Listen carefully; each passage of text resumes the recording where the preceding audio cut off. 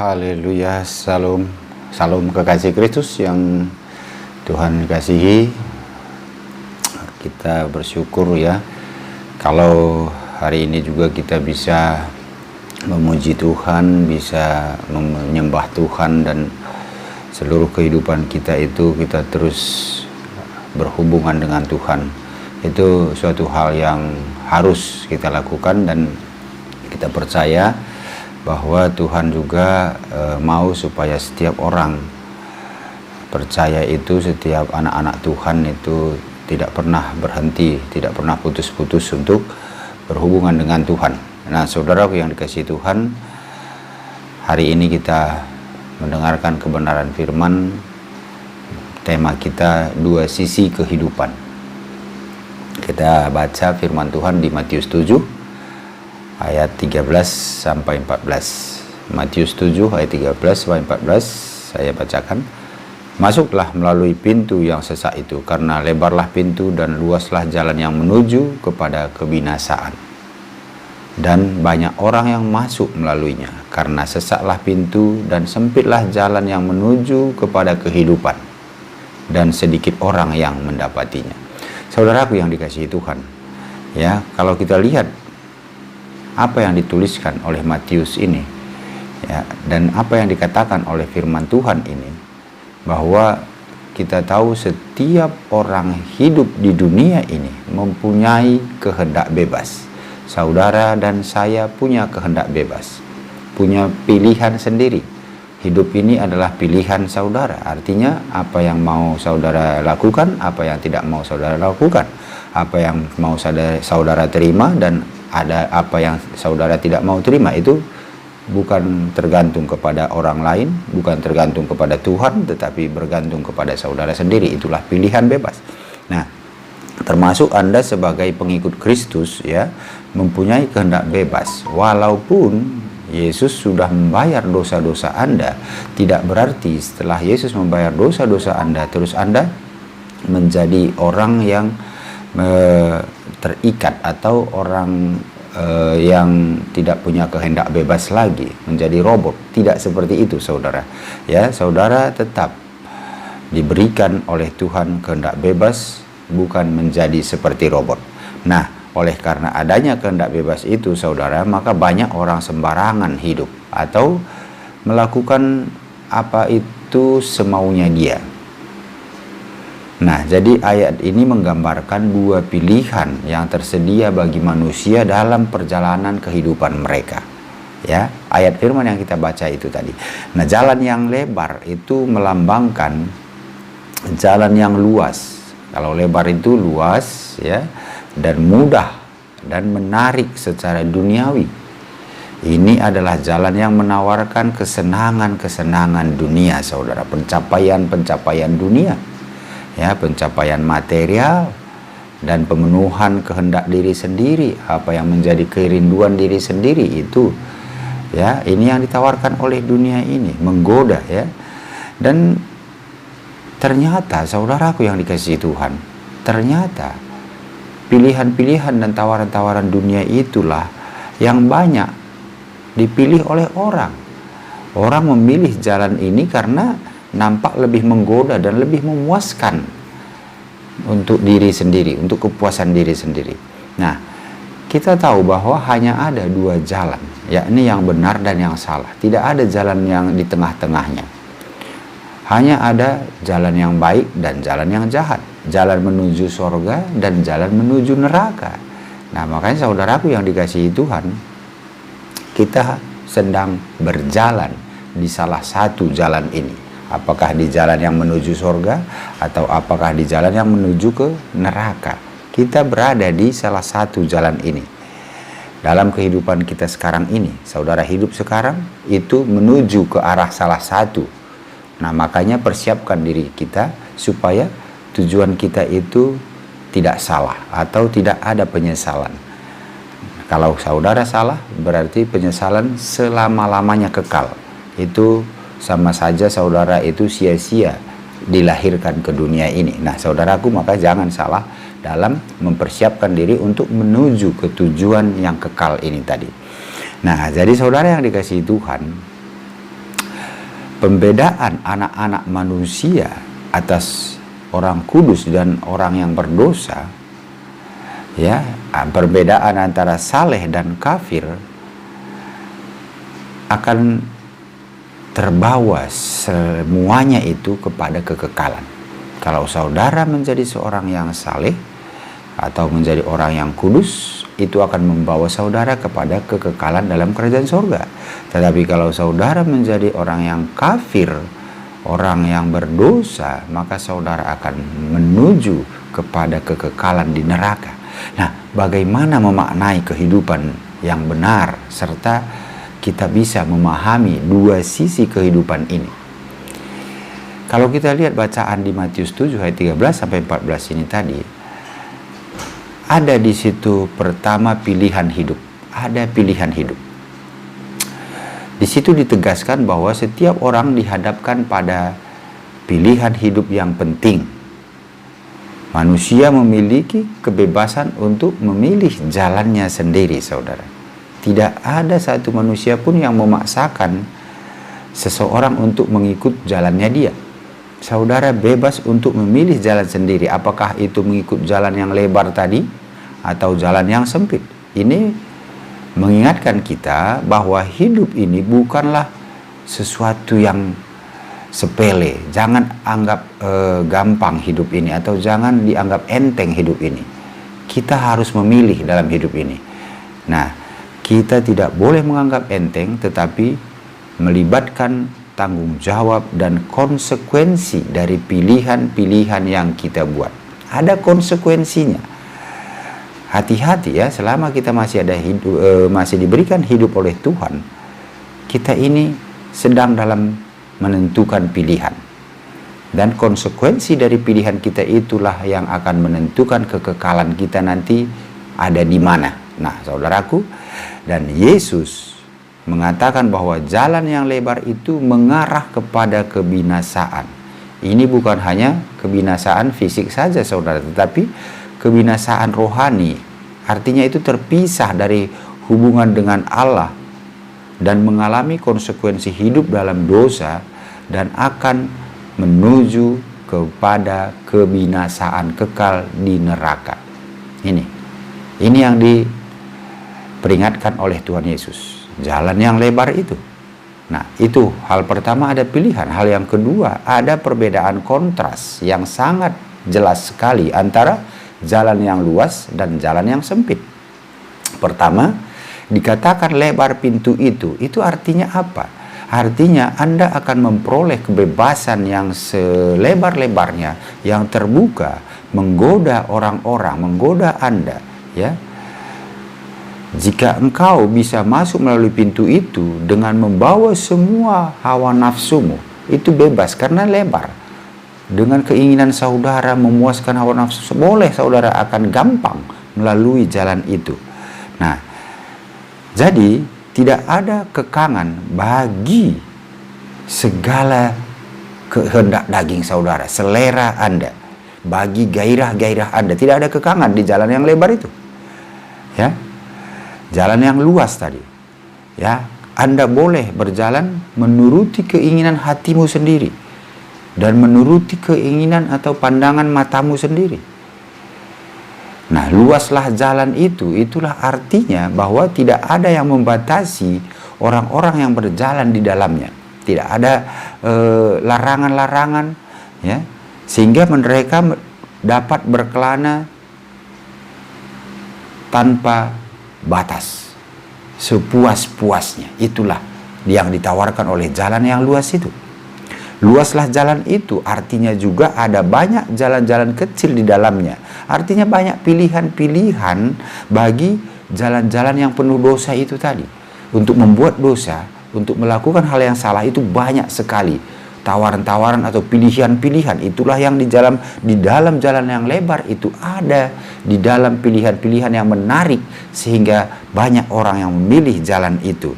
Ya, jadi itu berlawanan satu sama lain. Artinya di dalam jalan itu pun kita masih banyak sekali hal-hal yang membuat kita lebih lagi melakukan keinginan-keinginan kita, karena banyaknya tawaran-tawaran yang memuaskan hawa nafsu kita atau kedagingan kita.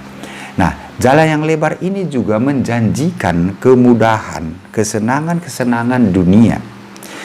Sementara jalan yang sempit itu pasti, ya, namanya sempit itu kita harus berusaha, ya, menuntut pengorbanan, ketaatan, dan hidup yang sesuai dengan kehendak Allah. Itulah jalan yang sempit ini. Nah, ini mengingatkan kita bahwa hidup Kristen tidak selalu mudah, saudara. Menjadi orang Kristen itu jangan dianggap pasti enak. Tidak selalu mudah, tidak. Tidak selalu enak, tidak, ya. Tetapi melibatkan pengorbanan dan penyangkalan diri. Ini sangat sulit sekali untuk menyangkal diri ini, tetapi itulah salah satu tuntutan untuk menjadi seorang Kristen yang benar. Nah, itu hal yang pertama, saudara. Hal yang kedua, kalau jalan lebar itu, kamu akan mempunyai sangat banyak teman di tempat atau di jalan yang lebar itu. Banyak sekali orang yang memilih jalan itu. Nah, dan banyak orang masuk ke dalam jalan itu, sehingga saudara banyak teman. Nah, jika kita mengikuti banyak orang, maka kita akan menuju ke arah kebinasaan, karena itu jalan yang salah. Banyak kita memang cenderung mengikuti arus, ya. Bagaimana orang, kita pikir ya udahlah kita ikut saja, ya. Dan mungkin kita juga tahu atau kita mungkin masih ragu kebenarannya, tetapi karena orang banyak ke arah sana, kita mengikut. Itulah jalan yang luas tadi. Itulah yang jalan lebar tadi. Banyak teman yang menuju ke sana. Banyak orang yang menggoda kita untuk ikut melalui jalan yang lebar itu. Nah, banyak kita memang cenderung mengikuti arus saja, ya, dan berbuat seperti apa yang dilakukan oleh kebanyakan orang, ikut-ikutan namanya. Nah, namun sungguh sangat, saudara, disayangkan sekali jika kita bersedia binasa demi mengikuti teman-teman kita.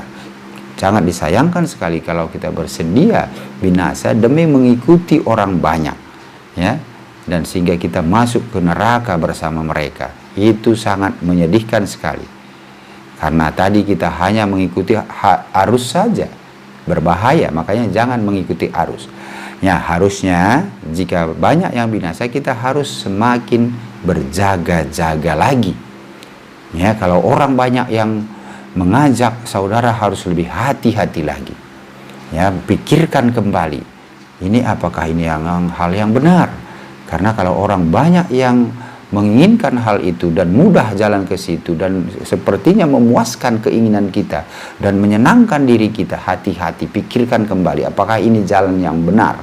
Nah, saudara, perbedaan dengan jalan yang sempit itu sangat jelas. Pertama, kalau dikatakan firman Tuhan tadi bahwa pintu itu sesak, pintu ini, saudara, menggambarkan pertobatan, pintu pertobatan, ya, dan kelahiran baru. Seseorang itu harus bertobat dan lahir baru. Melalui pertobatan dan lahir baru inilah kita memulai kehidupan iman dan kesalehan yang sungguh-sungguh. Tanpa ada pertobatan tidak ada keselamatan, ya. Dan juga saudaraku yang dikasihi Tuhan, tanpa ada kesungguh-sungguhan maka tidak akan ada ketaatan. Nah, kita harus keluar dari keadaan dosa dan masuk ke dalam keadaan anugerah melalui kelahiran baru. Yohanes 3 ayat 3 dan 5 dikatakan firman Tuhan demikian. Yesus menjawab, katanya, aku berkata kepadamu, sesungguhnya jika seorang tidak dilahirkan kembali, ia tidak dapat melihat kerajaan Allah. Yohanes 3 ayat 3. Nah, kalau kita tidak lahir kembali, artinya tidak lahir baru. Kalau saudara masih dengan cara-cara lama, hidup lama, itu saudara tidak akan berkenan atau tidak dapat melihat kerajaan Allah. Ini firman Tuhan jelas mengatakan demikian.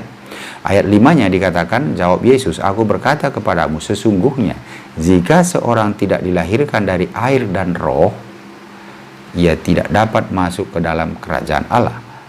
Kalau kita tidak lahir dari roh, artinya Roh Kudus tidak hidup di dalam kita, tidak dirubahkan, tidak hidup baru oleh Roh Kudus, maka kita tidak akan masuk ke dalam kerajaan Allah. Hati-hati saudaraku yang dikasihi Tuhan.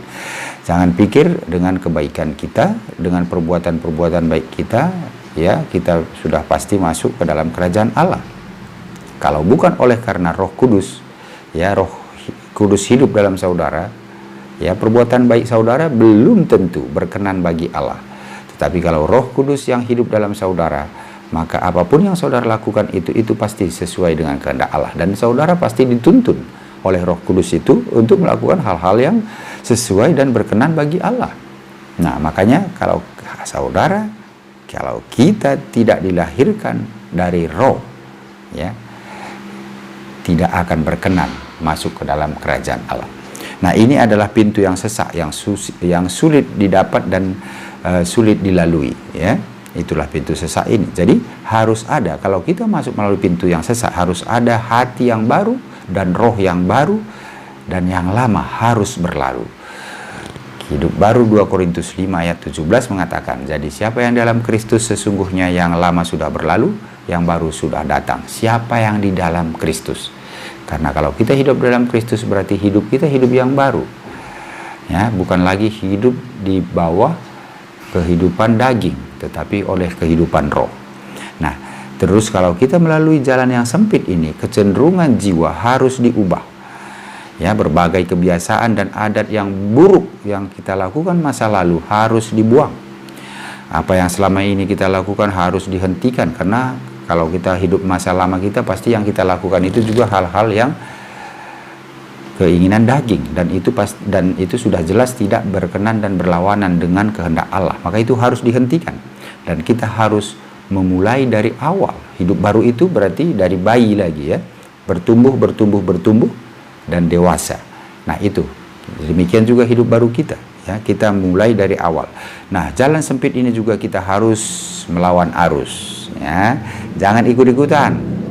Kalau ikut-ikutan itu berarti masuk pada jalan yang lebar tadi.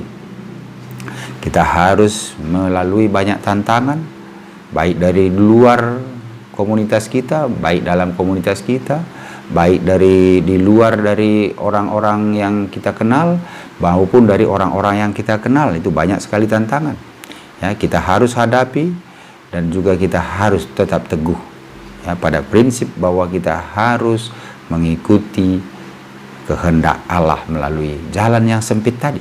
Nah, lebih mudah membuat orang melawan dunia daripada melawan diri kita sendiri, ya. Itulah makanya harus ada penguasaan diri. Itulah buah roh.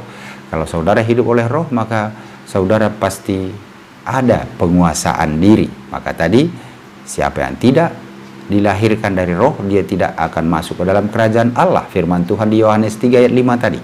Nah, maka kita sekarang ini jelas bahwa kalau kita mau melalui jalan sempit itu, kita harus ada penguasaan diri. Itulah buah dari roh itu. Nah, kita juga harus menjadi seperti anak-anak kecil, ya. Pikiran yang tinggi harus direndahkan, ya. Hati yang keras harus dilembuskan. Bahkan kita harus menanggalkan semuanya dan menyangkal diri kita sendiri. Ada penyangkalan diri. Menanggalkan dunia ini, apa yang dunia anggap benar dan menyenangkan, itu kita tanggalkan. Itu tidak enak, saudara. Ini menangkal diri tadi, menyangkal diri. Menanggalkan manusia lama kita. Nah, saudara, melalui jalan sempit itu kita harus rela meninggalkan semua demi kepentingan kita di dalam Kristus. Semua. Ya, kalau saudara ingat cerita seorang muda yang kaya yang datang kepada Yesus bagaimana supaya dia masuk ke dalam kerajaan kekal, hidup yang kekal, Yesus bilang, ya, jual semua hartamu dan ikut aku. Nah, karena Yesus melihat bahwa di dalam hartanya inilah terikat hatinya, makanya dia suruh jual semua hartamu. Nah, ini kita juga harus menanggalkan semua apa yang mengikat kita untuk tidak mengikut Tuhan, atau setengah-setengah mengikut Tuhan. Harus kita tanggalkan semua. Nah, kedua, bahwa jalan sempit itu artinya setelah melalui pintu yang sesak itu, kita harus langsung tiba di kekekalan. Tidak demikian halnya, ya. Jangan kita pikir setelah kita melalui jalan sempit, mengalami tantangan, pergumulan, pencobaan, kita langsung masuk kerajaan sorga atau kita pasti diterima kerajaan sorga. Bukan, ya. Kita harus melalui padang gurun terlebih dahulu. Banyak proses, harus berjalan melintasi jalan yang sempit dengan dipagari oleh hukum ilahi, aturan-aturan Allah, ya, perintah-perintah Tuhan yang mana yang luar biasa luasnya, sehingga membuat jalan itu sempit. Banyak sekali aturan-aturan atau perintah-perintah yang kita harus lewati, harus lakukan, sehingga itu yang membuat kita kadang merasa terhimpit. Tapi itu hal yang baik yang harus kita lakukan kalau kita menuju kepada kehidupan kekal di kerajaan sorga. Nah, kita harus juga, ya, menyangkal diri. Tubuh harus dikendalikan. Dan kejahatan-kejahatan harus dimatikan, seperti terhadap mata kanan dan tangan yang kanan. Dikatakan firman Tuhan, kalau matamu membuat dosa, congkellah matamu. Lebih baik engkau punya satu mata masuk ke dalam kerajaan Allah daripada mata lengkap tapi masuk ke neraka. Demikian juga kalau tanganmu yang berbuat dosa, disuruh dipotonglah. Lebih baik engkau masuk ke dalam kerajaan surga dengan satu tangan daripada lengkap tanganmu kamu dilemparkan ke neraka. Makanya itu harus, ya, harus kita sangkal semuanya, harus kita matikan. Kita juga harus, ya, godaan-godaan sehari-hari harus dilawan, dan kewajiban-kewajiban yang berlawanan dengan kehendak hati harus dilakukan. Banyak sekali yang harus kita lakukan demi masuk ke dalam jalan yang sempit itu. Kita harus sanggup menanggung kesukaran, harus sanggup, harus bergumul, dan harus bersusah payah, harus berjaga-jaga dalam segala perkara, dan berjalan dengan cermat, dan harus hati-hati, ya. Kita harus mengalami banyak sengsara. Ini adalah jalan penuh penderitaan, jalan yang dipagari dengan duri-duri. Namun demikian, ya, terpujilah Allah sebab jalan ini tidak tertutup. Kita pasti dikasih Tuhan jalan keluar, ya. Tubuh yang kita bawa dan kejahatan-kejahatan yang masih tinggal dalam diri kita membuat kita sulit menjalankan kewajiban itu, sehingga maka kita harus mematikan keinginan daging ini. Saudara, namun seiring dengan semakin bertumbuhnya pengertian dan kehendak kita, ya, jalan itu pun semakin terbuka meluas dan akan terus semakin menyenangkan kita kalau kita terus berhubungan dan melakukan apa yang menjadi kehendak Tuhan. Hal yang pertama, kita harus tahu bahwa ada banyak memilih jalan yang salah. Di dunia ini, manusia banyak memilih jalan yang salah. Hal yang kedua, ada sedikit orang yang memilih jalan yang sempit. Yesus juga menyatakan bahwa di sisi lain ada jalan yang sempit yang mengarah kepada kehidupan yang benar. Jalan yang sempit ini adalah jalan yang tidak populer, penuh tantangan, seringkali bertentangan dengan nilai-nilai dunia ini. Ini adalah jalan yang menuntut pengorbanan diri, penyangkalan diri, ketaatan kepada kehendak Allah. Nah, inilah saudara, dua sisi kehidupan ini, jalan yang sempit dan jalan yang luas.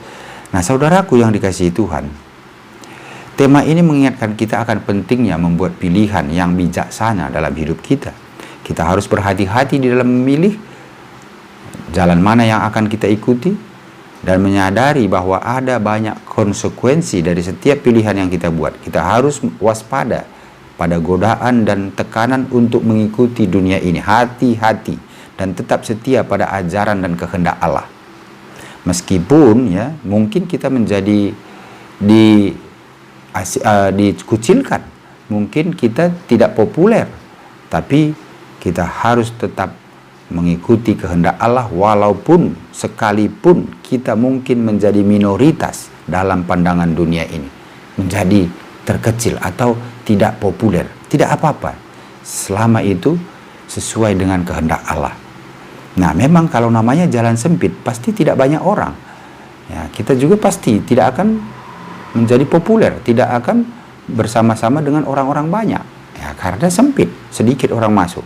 Nah, saudara, selain itu, tema ini juga mengajarkan kita tentang pentingnya memberikan perhatian dan fokus pada kehidupan rohani kita. Penting sekali memperhatikan kehidupan rohani. Kita harus melibatkan diri dalam kerja keras, dedikasi, komitmen untuk mengikut Kristus itu.